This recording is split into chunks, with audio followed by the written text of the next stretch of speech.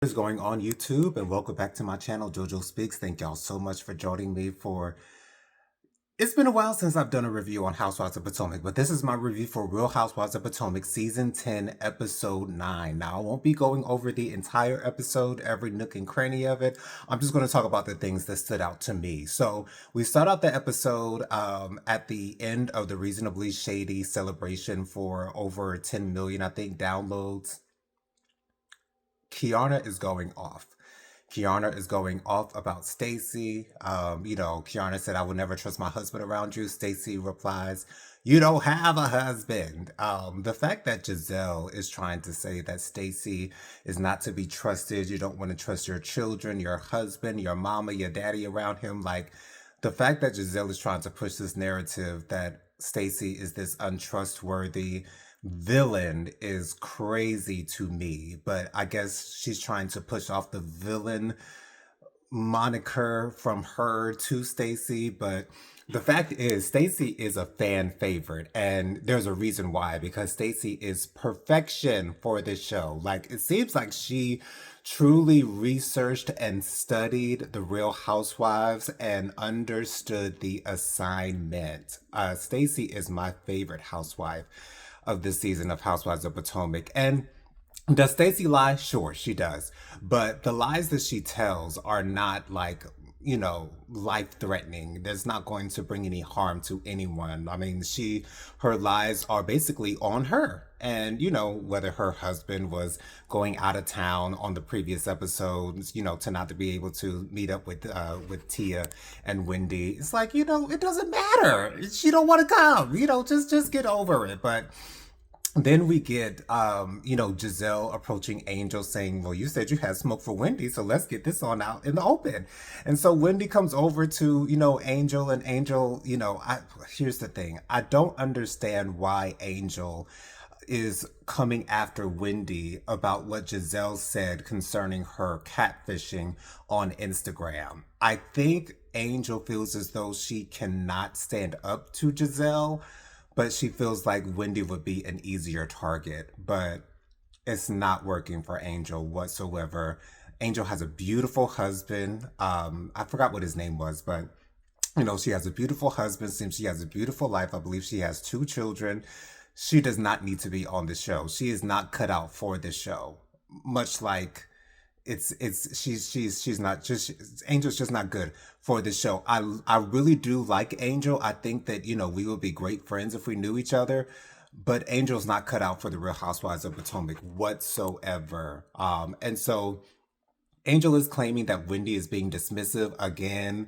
But when you come to Wendy with BS, then how do you expect her to respond? Like, you want her to engage with you on some bullshit when all Wendy did was laugh. Wendy didn't even utter the word catfish out of her mouth. It's like, what are you trying to do here? Like, what are you trying to do here? She's trying to have a moment, just like her best friend Kiana. So then we also get Charisse. So Charisse just so happens to be there. I do not know why Charisse keeps popping up on these episodes of Real Housewives of Potomac.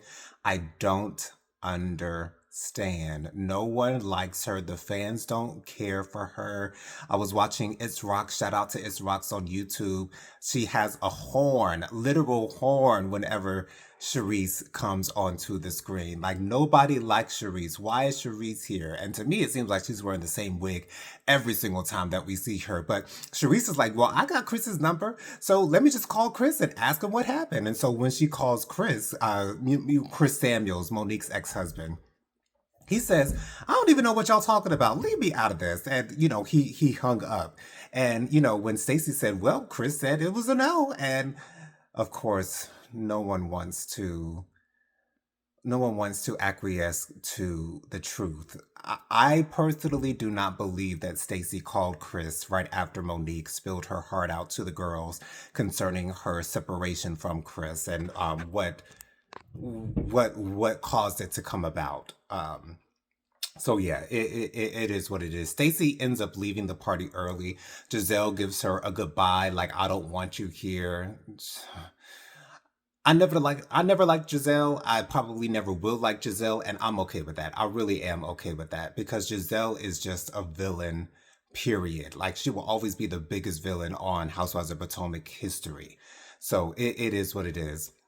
We also get a scene between Ashley and her mother having the same conversation that they've been having since season one of Housewives of Potomac. The fact that Ashley's mother is in an older age, she's still working. She has a boyfriend who does not want to work. She has a boyfriend who is allegedly an alcoholic. All these things, and Ashley is having this quote heart to heart moment with her mother, saying that she doesn't want to lose her, and her mother's having some health issues and things of that nature, and it's just not something that Ashley wants to see her mother going through, which I understand the sentiment. However, once again, we've been having the same conversation for the last 10 seasons.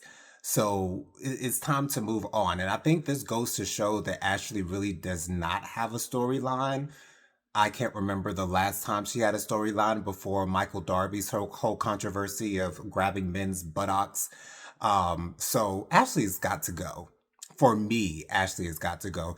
Angel and Kiana have to go as well, but I'll just leave that there. But anyways, we then get we also get a scene with Wendy, her sister, and her mother. I have to say, her sister is absolutely beautiful. She looks just like Wendy.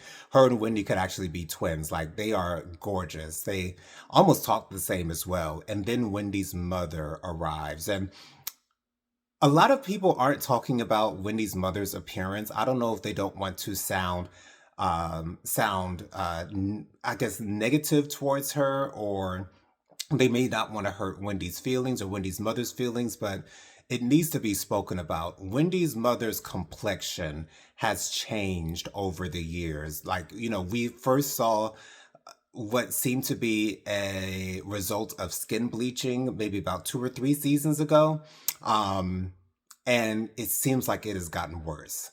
Her complexion is questionable at best.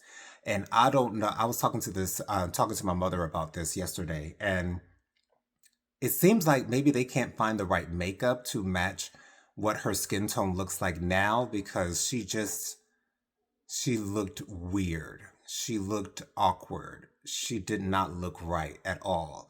She's lost some weight as well. She's gotten down on the weight. So, I'm happy for Wendy's mother, for having a nicer body or whatever the case might be, according to what some people may deem to be a nicer body. But Wendy's mother's complexion is an issue. And I won't say it's scary to look at Wendy's mother's face, but it's kind of scary looking at Wendy's mother's face.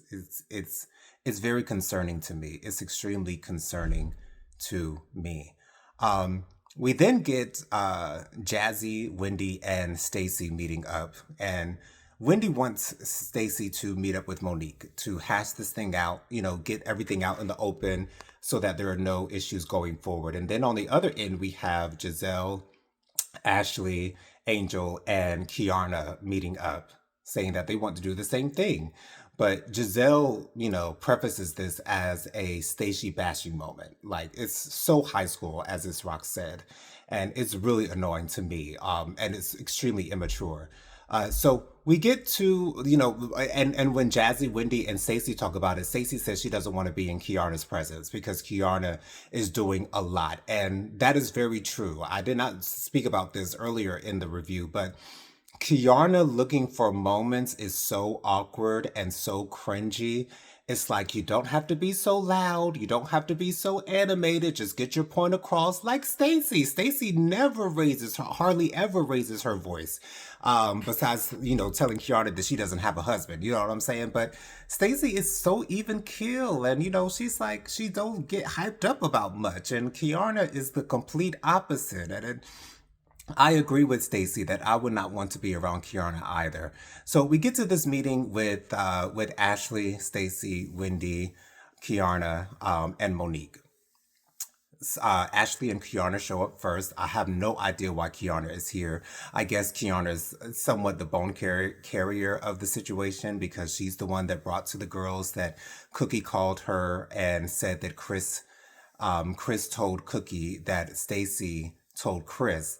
about Monique bashing Chris and saying that he had bad sex. And Monique didn't even say that he had bad sex. But anyways, those were the words that came out of Kiana's mouth. And so Monique shows up, and Kiana, before Wendy and Stacey even get there, Kiana spills the beans to Monique. And Monique is like, well, I mean, I don't know what to trust. Chris is a very shady man. He's all about the drama. And, even if Stacey did call him, he might have, judged it up a little bit. You know what I'm saying? Put 20 on 10. He might have made it sound like more than it really was. And, Monique is very intelligent. She knows how these girls go. She knows how these girls, how these girls like to put a lot on nothing. She knows how these girls like to drum up drama for no reason, and Monique's not falling for the okie doke, and I'm so happy for that. I'm so happy that when Kiana brought up at the Pride Parade that Stacey had been allegedly dating Chris, that Monique is like, we've been divorced for 2 years. What I care about what he does? I would assume that he would date, so I'm so glad that Monique is not falling for the okie doke. So Stacey and Wendy show up to the dinner. And, Stacey's like, I would love to talk to Monique and Wendy. I'd rather Kiana not be in the room. And Kiana gets up and goes to the bar. She says she doesn't want to, mess around with the fake fraudulent bitch. I'm like, okay, Kiana. So anyway, Stacey and Monique get into the conversation. Stacey shows Monique some text messages that Chris sent to her before Monique even came back into the fold. And of course, Ashley in her confessionals, girl, you can delete text messages right and left. And, I don't believe it whatsoever. It's like, Ashley has to go. Ashley is so annoying. She's such a non-effing factor, as Evelyn Lozada would say. Like, Ashley, I don't know why she's here. What is her purpose? What is her purpose but to be mean? What is her purpose but to be ornery? What is her purpose but to be a bitch? It's like, it's so annoying to me. But, of course, once again, Monique doesn't know what to believe at this point. And so I think Monique and Stacey have come to a point to where they can be cordial. I thought that they would always be cordial. I never thought that they would have any issues whatsoever. And so we'll see what happens on the next episode, but I cannot stand the way that these ladies are villainizing Stacey, but Stacey is going to come out on top. I cannot wait for this reunion. I cannot wait to see how Stacey is going to gather these girls, because Stacey has been gathering the girls all season long. What are you guys' thoughts on Housewives of Potomac season 10? I think it's been a pretty good season. Stacey is coming to is showing herself to be the star of the show. I'm 100% sure that Stacey will be sitting right next to Andy at this reunion. She went from sitting on the end on the last reunion. I believe she was sitting on the end of the last reunion. Yeah, because it was Mia, Wendy, then Stacey. But she's going to be sitting next to Andy, and plus Andy loves the fuck out of Stacey. So I just love that. So what are you guys' thoughts on this season thus far? Leave your comments down in the comment section. Be sure to subscribe to my channel. Press that big subscribe button. It is free and easy to do. Also, be sure to thumbs up this video. Let me know you're enjoying the content that I'm putting out on my channel. Also, be sure to press the notification bell so you're notified every time I post a new video. And also, share JoJo Speaks with all your family, friends, and loved ones. Let everybody know JoJo Speaks is out here in these YouTube streets.